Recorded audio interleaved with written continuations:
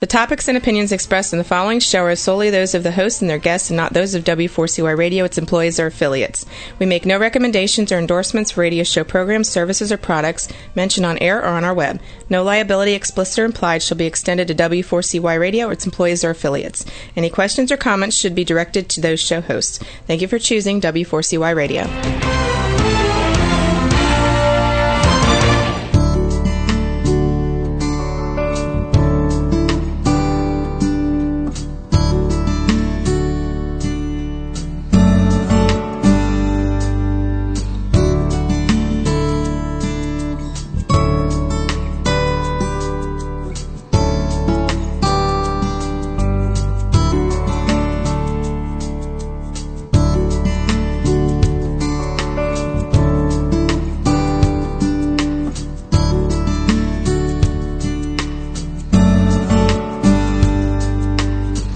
Welcome to Wellness Wednesday on W4CY Radio within the Entertainment Network.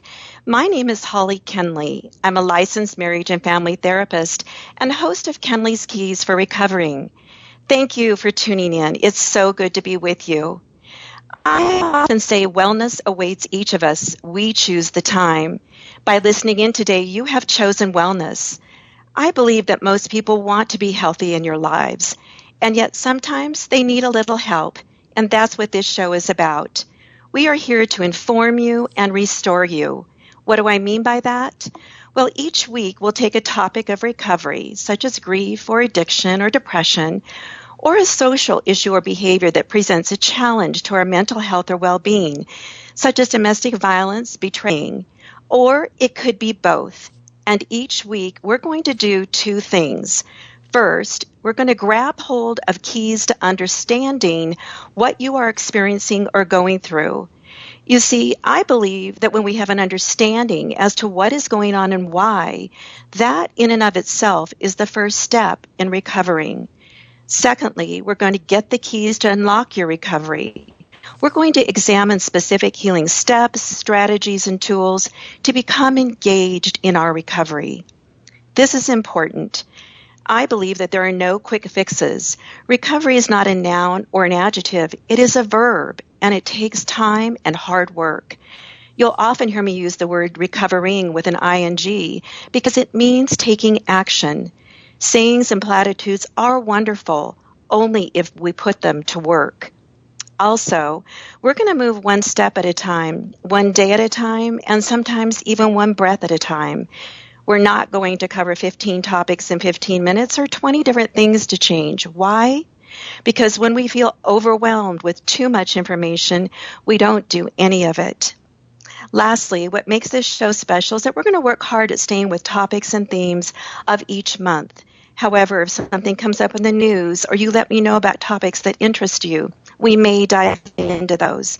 And if it's not in my area of expertise, I will tell you and look for resources that can help you. I do want to mention that some topics may not be appropriate for minors, and I will let you know. Today on the show, we're going to be discussing information age wellness, and my special guest will be Nancy Ferrari. We'll be back in about 60 seconds. You might want to get a piece of paper and a pencil and take some notes. Let's start today. Let's start now. Let's grab the keys and begin unlocking your recovering.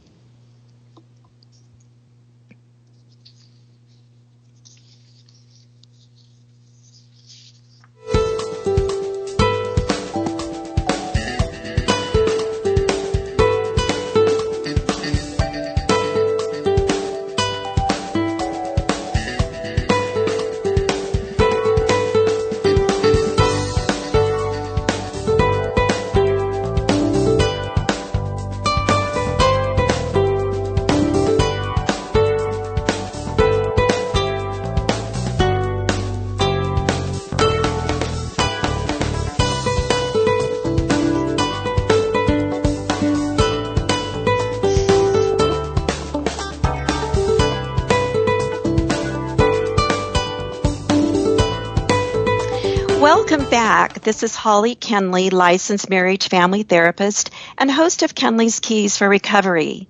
Today, I have a very special guest on the show, Nancy Ferrari.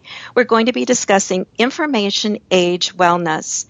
Before I introduce her and bring her on, I want to begin with a key underlying behavioral concept that will help us in our understanding of today's topic. We live in a time, and we have been for many decades, of incredible advancements, discoveries, and inventions. Every day we learn of new discoveries that will make our lives easier, safer, healthier. For the most part, they will enhance the quality of our lives. Stop for just a minute and think about the different ways this is true in your life. There are so many examples. Let's take a look just at a few advancements in medical procedures and testing. This month is Breast Cancer Awareness Month, and we've been hearing about the strides that have been made there that have contributed to life-changing differences in the lives of women and of men. On a different note, just the other night I was listening to a report on the news about a new electronic device that is implanted into the spinal column that's going to help with migraine headaches. Imagine how this is going to be such a relief for so many people. In our personal lives, there's so many couples who want to have children and are not able to. However, with the scientific advancements, it has changed the landscape of possibilities and given hope for so many couples. And then in our professional lives, the advancements in technology. We're able to communicate so easily, work remotely, and have easier access to information and education. And the list goes on and on. This is important. At the same time as these advancements, discoveries, and inventions bring about positive changes in our lifestyle, in our health and well-being, there is an important behavioral concept that comes into play that we must pay attention to. Let me explain. First, over time and with repeated usage of these advancements, discoveries, and procedures, we oftentimes find out that there are side effects, consequences, or unhealthy symptoms that occur. Sometimes we find this out right away.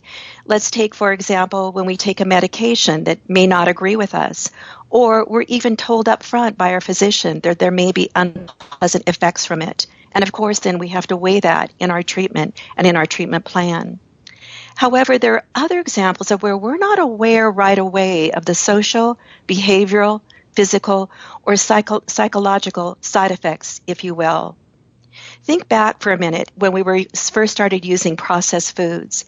It took a long period of time before we began to realize the serious health issues that surfaced and then made us aware of some of the harmful effects.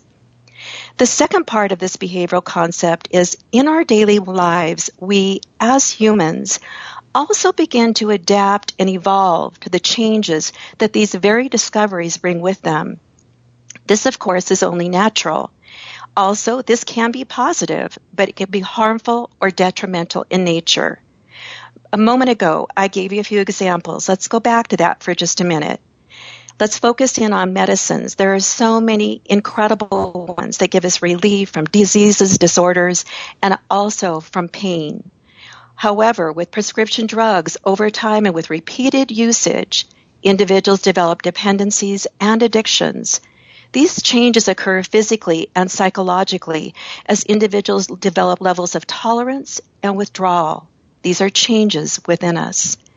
A moment ago, I mentioned the medical procedure for migraines. In the report, they made very clear that it comes with side effects and that the new device, after time, may actually trigger other harmful changes, such as disorders and illnesses.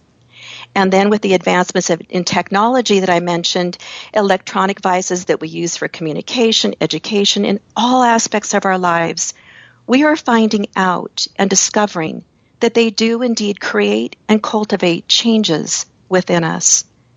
The question before us today, in this information age, with an ever-increasing dependence and reliance upon technology for that information, what changes are occurring within us? When are they healthy and when are they not? And what are some keys to wellness? To help us examine this topic, I am so pleased to bring in Nancy Ferrari. Nancy is the radio host of the Nancy Ferrari Show right here on the W4CY network within the Entertainment Network. She's a life coach specializing in transitions. Nancy's a new thought leader, inspirational speaker, author, contributing writer for numerous publications, sharing her messages of inspiration and living an empowered life. Nancy's also the co-author within the award-winning and best-selling book, Selling with Synchronicity, and the recently released book, Contagious Optimism. I love that. Nancy is also the founder and CEO of Nancy Ferrari Media and Mentoring, providing media and mentoring programs to attain personal and professional success, utilizing her signature coaching programs based on the principles within her book, Discover the Essence of You. Nancy is passionate about the constructs within her platform of information age wellness and speaks on the combination of integrative medicine and health psychology while recognizing the growth and dependence of information technology upon people. Nancy's contact information, which we'll give again later in the show, is nancy@nancyferrari.com and www.nancy, and that's with an I, nancyferrari.com. Excuse me, Y for the first name, I for the last name. It is such a pleasure to have Nancy with me today. We connected about 6 months ago when I appeared on her show. I'm so impressed with her warmth, her caring spirit, and her passion for helping others. Nancy, welcome to the show. Thank you so much. It is truly a pleasure, and I congratulate you on your new show. And there again, this is what I always talk about, what a difference you make in the world. You have certainly done that for me, and allowed me to expand my horizons to the topics that you just shared. So I'm so happy to be here today. Thank you, Nancy. And of course, I feel the same about you, and that's why we connected so well. I want to just dive right into this information age wellness and ask you, Nancy, have you share with our audience, talk to us about, what drew you into this topic, some of your insights, your concerns, your perceptions. Actually, it was through the power of radio, and I want to go back and touch base a little bit on what you talked about when, the internet is really just a little over 20 years, in existence. It is powerful in that we get information quickly. It connects us to people, around the world. It's been so beneficial for me to get my messages out within my radio show, but it is within my observations of human nature, human behavior, and then radio show guests who come my way to support and really identify certain aspects about what is going on. And it was 3 years ago when Dr. Michael Nuccitelli connected with me, who is a New York State licensed psychologist, and he is the founder of iPredator. iPredator Inc. And so his website is also iPredator.co, and it was such a rich body of work. And every time I had him on the show, we were talking about various aspects about, we have experienced in the last 3 years especially, and maybe I'm more aware of it because I am involved in media, about these horrific crimes. I'm just going to go off the top of my head. When we met, we were going to talk about the Casey Anthony trial, the upcoming trial, and how could that even be a reality? And it unfortunately happens far too often that what I consider a precious bond with mother and child. And I'm not going to go into the trial and what's going on with her or not, but I think because of media, we're hearing about it more. We're in the courtroom more. We're being immersed in these horrific crimes. Last December, when those precious children and educators were killed in Connecticut. And so every time it seemed like I had Dr. Nuccitelli on my show, there'd be something else to talk about, which part of that is within dark psychology. What makes people do what they do? Why are we fascinated with that? And so as we got to know each other, I thought, you know what? This is a platform I really want to get involved in. And as my three key words within the work that I do as a coach are connect, evolve, and discover. What I was realizing is the disconnect. And we're disconnecting from the interpersonal relationships that we have. I mean, Holly, when I first met you and we talked on the phone, it's as if I knew you forever. We just talked, we shared, we connected, and it's with that tone. And if you lived here in California, I know we'd be going out for lunch and coffee and developing that relationship, right? But Yes. and email, yes, it's necessary. This is how our world functions now. But it's the misuse of when I first started examining what was the body of work within iPredator. It's the predators, what lurks behind the screen. As a mother of three, I can't imagine having to deal with that. We didn't have that then, but we dealt with the schoolyard bullies, and it wasn't too much of a problem, but we took care of it. We made sure that we didn't just accept the answer fine when we said, how was school?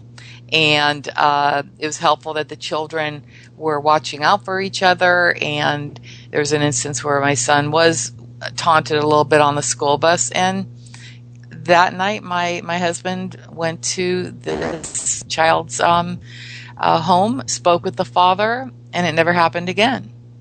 And it's getting out. I feel that there's a sense of fear almost going on, and I don't want to generalize. So the listeners out there, please don't take any of this personally. But it is through what comes my way that there is so much peer pressure for children to have these electronic devices far too early. They're navigating through them as early as 3 years old. I mean, you just go to any restaurant, anywhere, and there's a family sitting there and they're on their phones or they're, watching a movie rather than that all-important connection within the family unit. A phone, I heard an interview a long time ago, a woman was, with two little kids, and a reporter said, wow, you've got your child on your iPhone? She goes, what else am I supposed to do? This isn't my babysitter. And I remember really. Yes. Nancy, when I first met you, as you said, when I saw in your bio those key words that you mentioned, that connect, evolve, and discover, and I think that's what resonated so well with me and about you. And again, just what we're talking about is that one of the changes that, as I've studied this issue about information and technology, is that, and I talked a little bit about this last week, is this evolution of disconnection that is coming into play. So I think that's just a really important piece to understanding. I talked about, sometimes things happen so slowly and so subtly that we don't recognize that it is happening to us. So we have this sense of disconnection going on with one another, and something that goes along with that. And before we came on the air, we were talking about what happened with the news in Florida last night. We can go to that for just a second. But is this erosion of empathy, this ability to show compassion and care and human regard for another individual? So can you speak to that a little bit, Nancy, what your insights are on that as well? Yes, I was very, I just went very silent with myself when I was watching the interview with the sheriff in Florida, because they did actually arrest the two girls that were, I guess, the most proactive in the cyberbullying against a 12-year-old girl, Rebecca Sedgwick, who last year climbed the tower, or not last year, it was September 9th, and just jumped, and she said, I don't even care that I die. It was that relentless. There were I guess a total of 15 or maybe more of their friends that continued to just immerse themselves into bringing Rebecca to this point of despair. And the thing with cyberbullying, and when I think back on my high school days, yes, it's great to be a part of a group and be accepted, but this is malicious in what they're doing. It's almost like where I live, we have a lot of coyotes. Coyotes travel in packs, and they find their prey, and boom. And we all know what happens to pets around here. The thing is, what I'm seeing, especially when the sheriff said that the 14-year-old girl, one of them that was arrested, was very cold and had no emotion upon her arrest. This is what seems to be happening, and within the constructs of iPredator, is that they are unable to differentiate reality from virtual reality.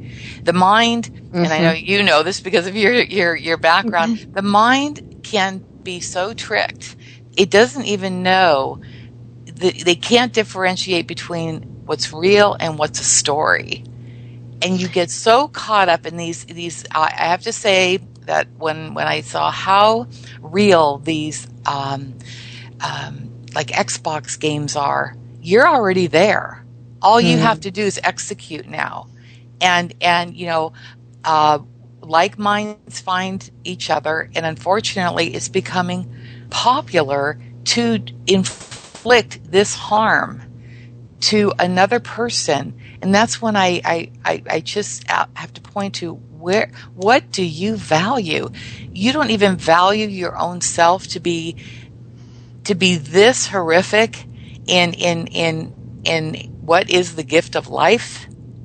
And so that's where I get very passionate about this. That, when I had my children, I looked at the big picture of life and all that's possible for them.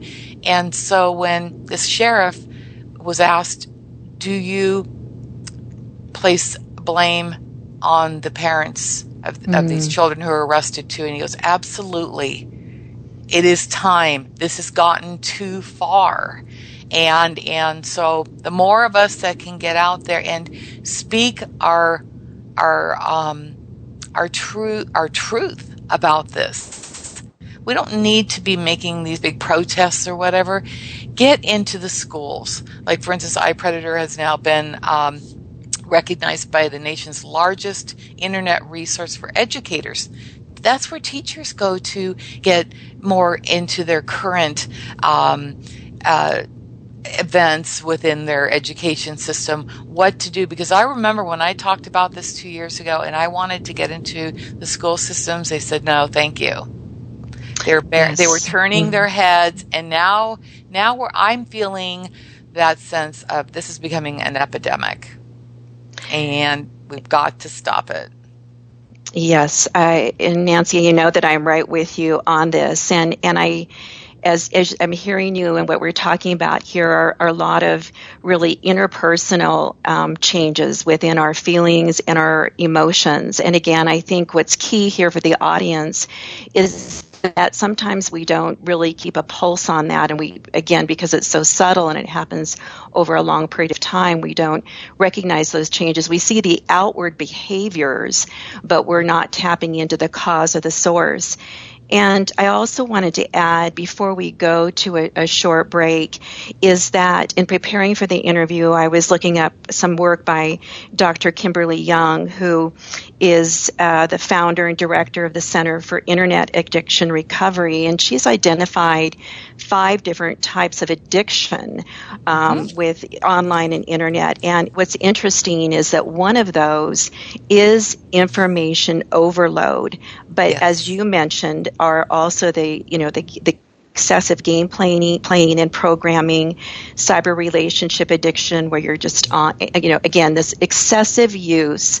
And how, again, before we go to break, I really want the listening audience thinking about how much technology is a part of their lives, of my life, of your life, of all of our lives, and really just take a few minutes to be thinking about, has it changed me? Is it changing me? And if so, in what ways? And just kind of resonate with that for a few minutes. So we're going to take a short break, and when we return, we're going to get a few keys in for how we can kind of turn this around a little bit, get reconnected with our core essence, Nancy, as you would say, and our values, and keeping our use of technology in balance.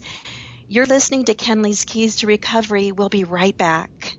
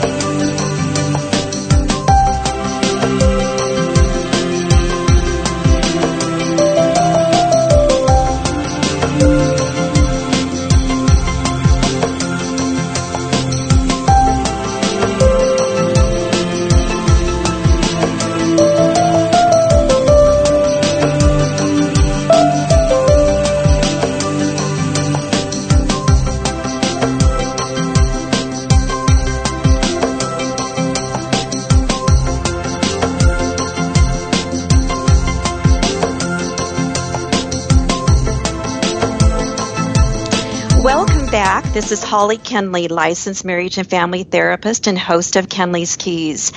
I have the pleasure of speaking with Nancy Ferrari today. She's an author, life coach, and inspirational speaker.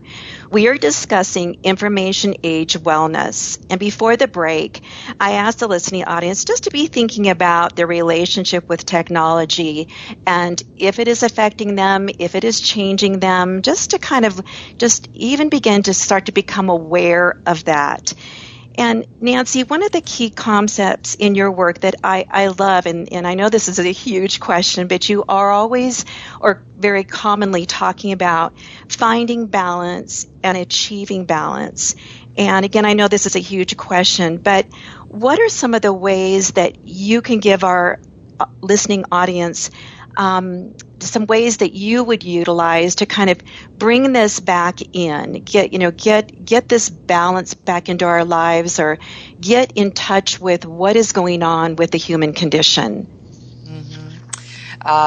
One word that really just popped in my mind is to simplify.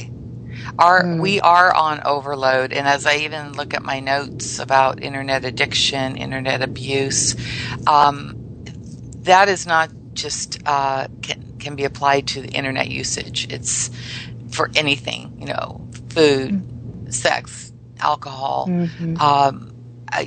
eating disorders. We could go on and on and on. This is now just another avenue to, if you've got a compulsive behavior, and if you're not recognizing what I encourage people who may be either family or friends with this person, that I actually have an assessment of observing this person and what they are, how much time they are spending, using the devices. Honestly, Holly, when I saw this commercial that now we have, they're putting Samsung's the first, and I'm sure Apple will be next, a phone that you can, oh boy, I've got a caller coming in, see things, coming your way. Do we really need to be interrupted to that level?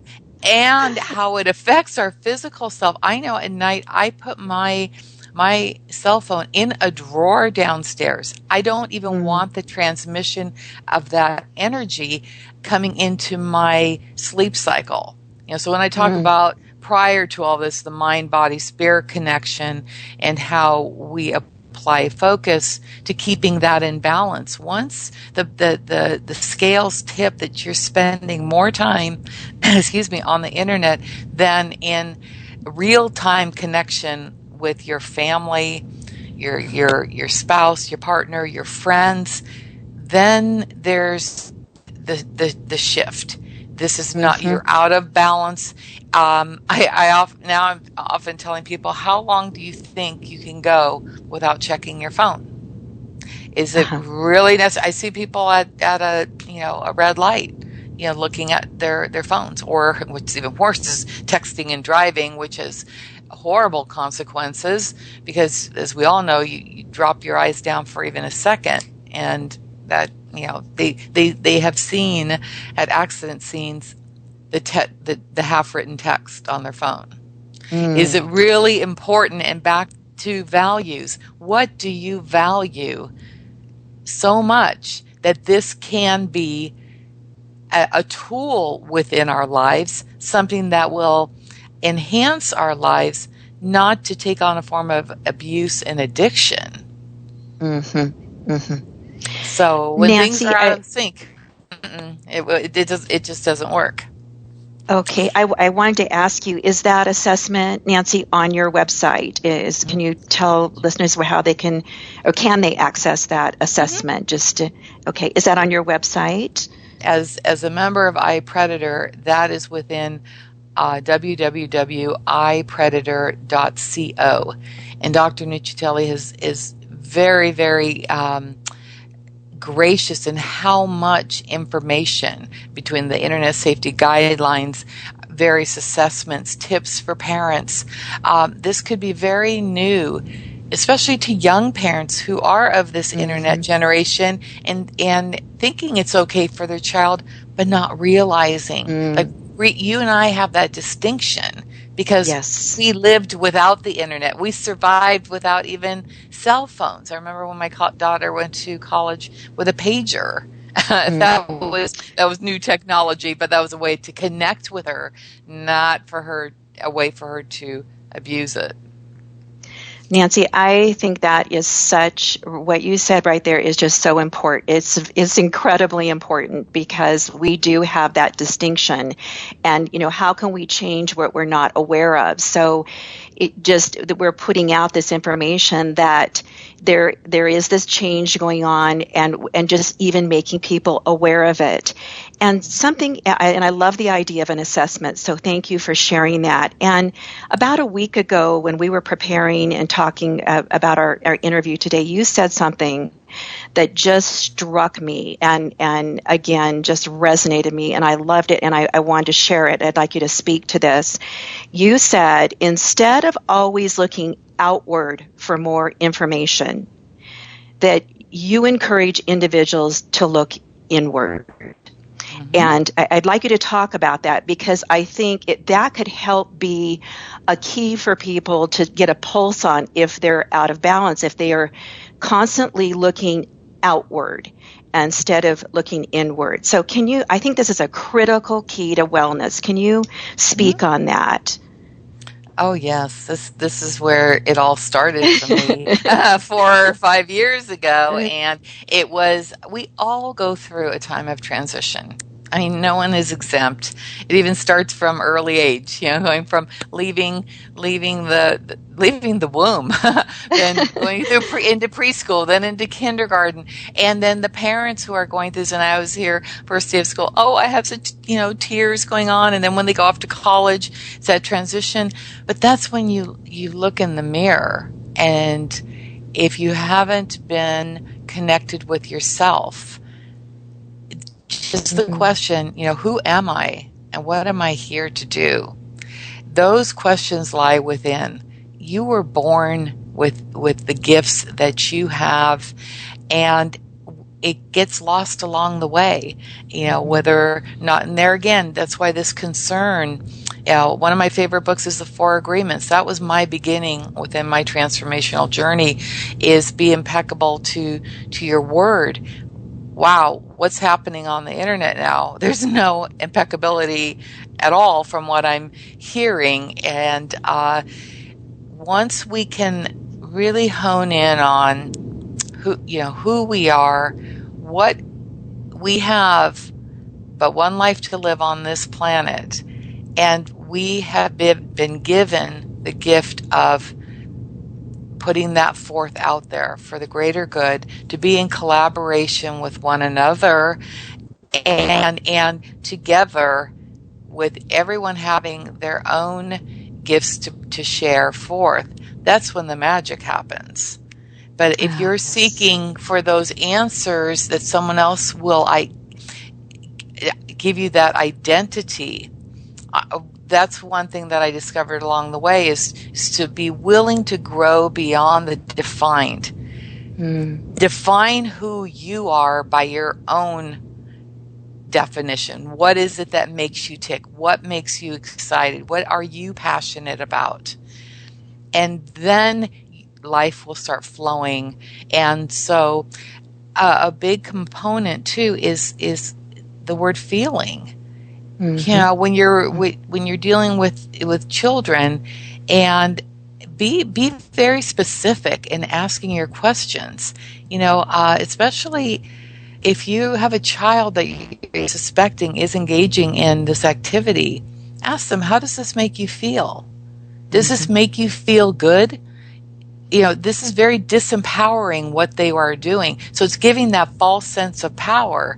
But if you break it down, they're really trying to find a way to connect in a way. They're again bringing forth the like-minded people and with destructive results. But it can be shifted. As you said, I have a chapter in that book, Contagious Optimism. When I spoke with the author of it, he said, I combine optimism with realism. We have to be real. Be very real with yourself and dispel what has been told to you over the years, for those are just someone else's impressions or judgments. It's very dangerous to stay within those because that is someone else's opinion. And all that matters is how you feel about yourself. And be very grounded in that. So within my work, and that's why I created the workbook, just as a beginning point, and how to find those imprints in your life where you really felt unstoppable, and that you can bring that forth in an instant to make a difference. Nancy, that's so beautifully said. And I couldn't agree more. Is that, I mean, and as you're talking about, you know, going outward, and it can become a very conditioned behavioral act on our part as we are looking for that affirmation, that validation, and sometimes condemnation from the internet relationships, where we need to take this time. It's one of the reasons why we need time away from our electronic devices, is to find that time to be still and shut out the noise. I mean, to even have these conversations with our young people about their feelings, we have to shut out the noise. And, you know, I was thinking, I was writing the blog to go with our conversation today, and I really look at the clock as I'm working with technology, because I find that sometimes I'll stay longer than I wanted to, or I might get a link to something that takes me somewhere,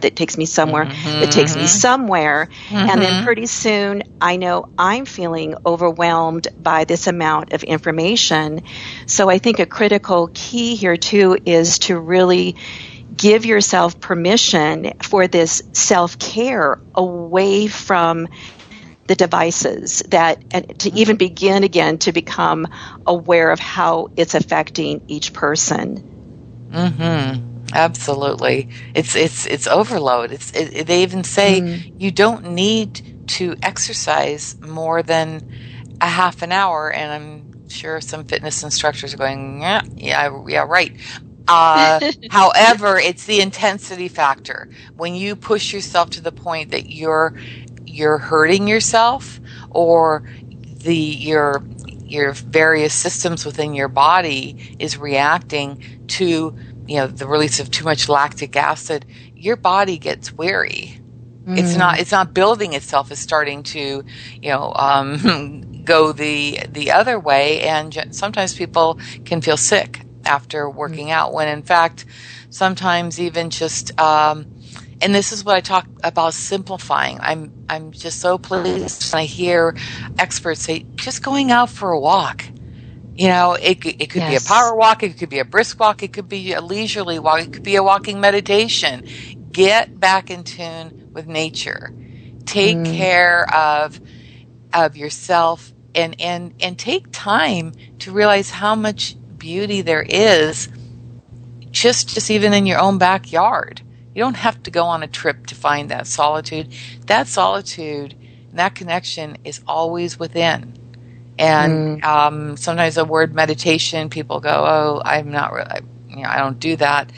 But honestly, when you can find time to lay down and just, like you said, cut the noise, allow yourself to be in stillness, and focus on breathing. I've realized how many people don't know how to breathe properly, and I was probably one of them. You know until you know.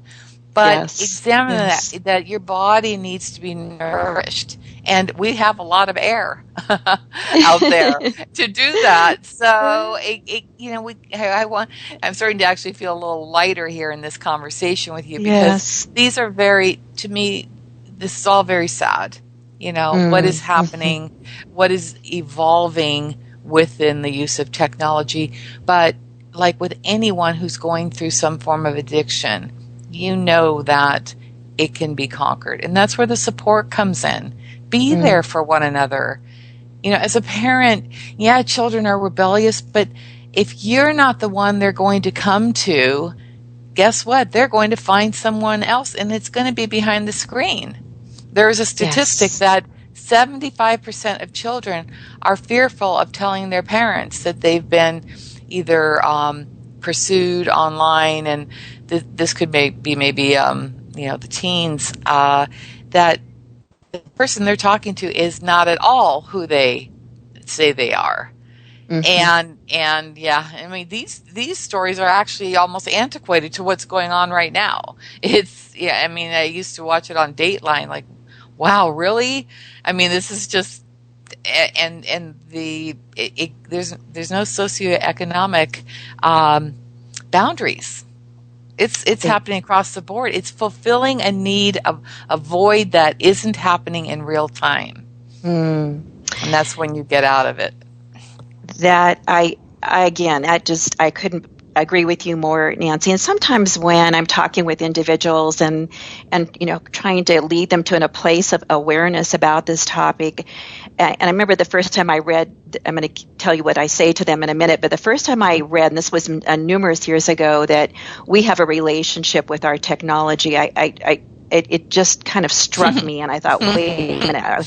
But the more I got into this, and this, again, that was about 5 or 6 years ago, we do have a relationship with our technology. So sometimes what I'll put out to people is that in this relationship that you have, if you just take the time that you spend on it, that's the definition of a relationship. You have time and you're investing into it. So is this relationship serving you in the ways that you need?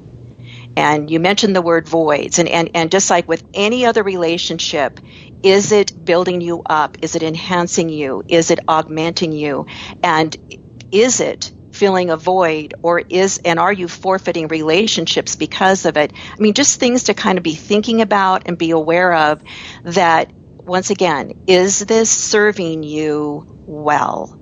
And we can only each answer that individually. So, Nancy, as we get ready to close here for a minute, are there some kind of final words of wellness or of words of encouragement that you'd like to give our audience, and also again your contact information and anything else you would like to share? Yes, and as I'm sitting here in my home office, and I've surrounded. This is an office I use technology in, but I have things that I love. I have things from Sedona. I have a picture of a beautiful heart, and what that just spoke to me is love yourself. Find a way to really get in touch with the beauty that is you. And I didn't used to like. When I would hear people say, well, when you're on your deathbed, would you be saying, oh, I wish I had spent more time on Facebook? Or I wish I would have spent more time with my husband or my daughter. Or think of the big picture of life. And when you can allow yourself to envision what it is that you are here to do and be responsible, be kind. Ellen DeGeneres always ends her show, be kind to one another. That couldn't be better said. And when you get into that space in your life that you are truly in that space of self-love, that is when the right people come your way. They are out there, and that's how I met you, Holly. And see, it was through technology that we did. And so I want to leave it on a positive note that there are great connections and relationships that do form, but I don't have a relationship with my laptop. It is a tool to put out my messages of positivity. Catch yourself doing something right. This world has this focus on what's wrong with the world. Look for the goodness. Look for what your child is doing right and compliment them on that. That is what they need. Fuel them with that love.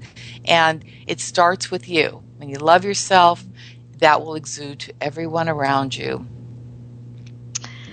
Oh, beautifully said, Nancy. And I just do want to give out her website again is www.nancy, and that's Nancy with a Y, Ferrari with an I.com. And this recording will be on my blog, so if you missed anything, you can re-listen there as well. Gosh, Nancy, we've talked about some really important information today. And, it's never easy to look inside and to examine our behaviors, our attitudes, and our thoughts, and to make change with the tremendous advancements that continue to come our way with ever-increasing speed. Many of us feel so overwhelmed and overloaded.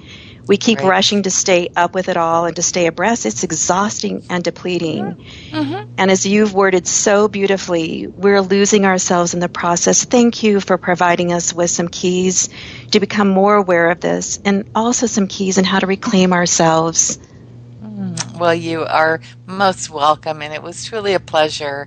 I feel so in a sense of calm whenever I speak with you, and I am right on board with you, Holly, and what you are sharing with the world, and especially now through your radio show, even more can hear what you have to share. So thank you again. I really appreciate it. Thank you so very much, Nancy, for being my special guest today. And please tune in to her show on this network, W4CY Radio, Mondays and Tuesdays, and then there are reruns. You will continue to be inspired and encouraged as you were today. And as we get ready to close, I just want to share just a brief short story.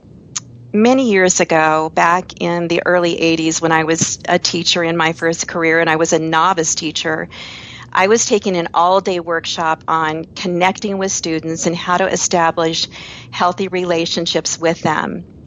And I'll never forget, and this is a long time ago, the workshop presenter said at the beginning of the conference, think for just a minute about all the advice, counsel, direction anyone has given you over all the years, all kinds. Just think about it and let that sit for a minute. So I sat there, and of course, just, this flood of stuff started going through my memory. And after a couple minutes, he said, now stop, and I want you to think again for just a minute on how much of that advice, counsel, etc., that you actually took and applied. And I remember I kind of chuckled inside because the percentage wasn't very much. And yes, of course, it is wise to gather data and information and education. And then it is well to spend some time within, finding our answers, getting in touch with our core beliefs, values, and essence, and discovering our truths. Your homework for the week is to take that self-inventory or assessment, go onto Nancy's or iPredator website or Nancy's website, and see if your interpersonal life is in balance with your information technology life. And then do take time each day to look inward, to be still, and to practice self-care, and to rediscover wellness in this information age. It can be done. In the meantime, email me your questions, stories, and tools that have worked for you, and I will get back to you if you have a question. And for more information, go to my website at www.hollykenley.com, and on my blog today that I'll be posting, you'll hear this interview again and some more information and tools. In the meantime, remember that wellness awaits each of us. We do choose the time. Now is your time. Grab the keys and unlock your recovery. Until next time, believe and be well.